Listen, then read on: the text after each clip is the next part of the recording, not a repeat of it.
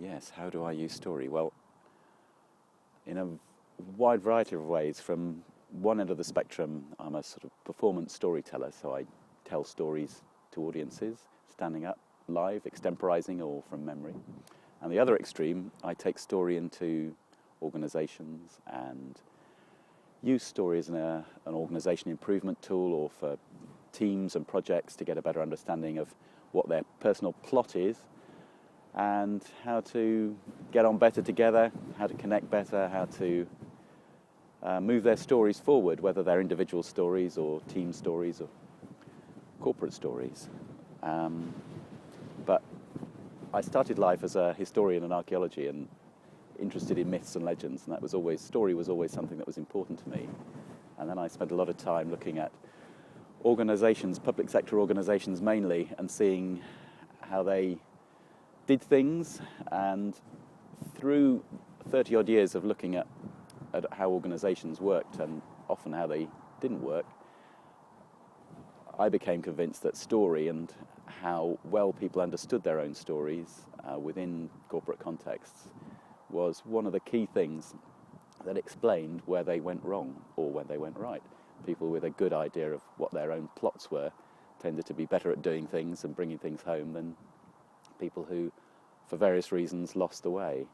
So a few years ago, I packed in a sort of steady job doing that and became a freelance organizational development consultant with a heavy accent on narrative and story as a central tool for understanding, first of all, but also mainly for sense making and for eliciting other people's stories and getting clarity between people about what was going on in their worlds, their personal worlds or their collective worlds of work.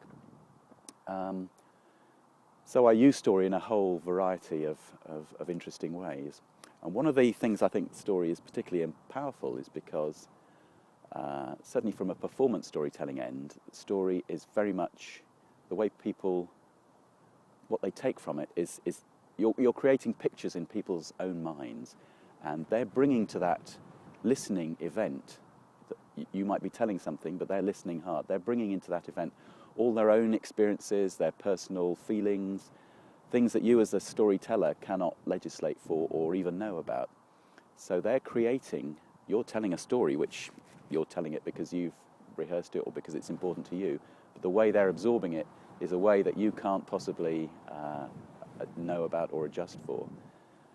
And so what people take away, if there's 30 people in an audience listening to a story, they're taking away 30 different interpretations of that and ideas about that, and they're living it in their own imagination, and it's very sticky as a communication device, as a sort of interpersonal exploration and tool, and as a way of helping people to understand, I think, anyway. Yes. One of my personal areas of particular interest is using story to elicit better understanding about archaeological and historical goings-on. And we're standing here at the moment on top of a very windy Salisbury Hill, which is a pre-Roman Iron Age settlement site of some size.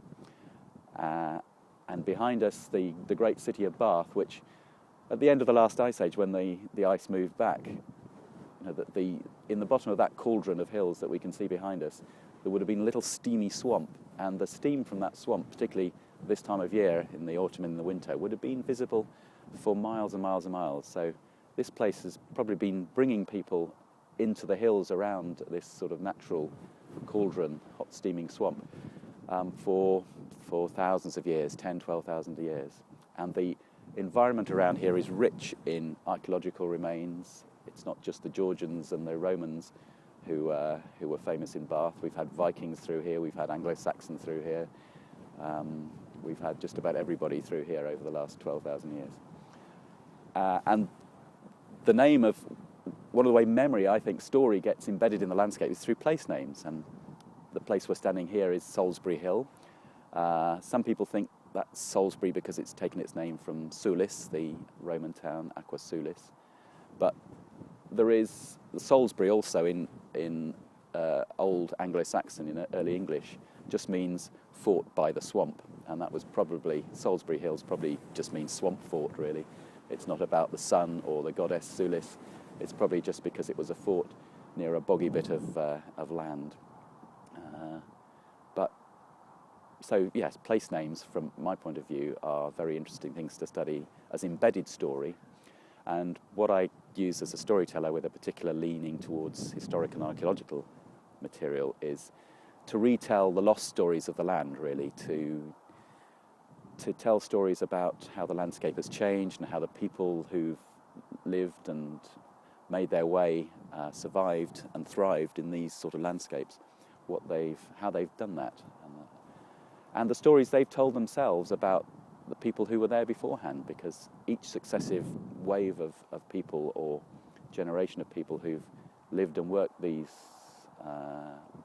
landscape around us will have found in it the remains that earlier peoples have left behind, where old tombs, old forts like this, settlement sites, walls, boundaries, markers, standing stones, and they would have interpreted those in their particular way for them, injected meaning, invented giants. There's a wonderful Anglo-Saxon poem, for example, about Bath, written about 600 AD, when there was a lot of crumbling old Roman masonry around in the town. And to the Anglo-Saxons, but without any tradition of who'd built this place, the poem refers to it being wrought by giants, because they'd lost their history. They had their own history, but they didn't know what the history of this place was, so they created a new mythical history about it. And that's that wonderful process of how history turns into, well, myth and legend, and then folk tale, is something I'm fascinated by.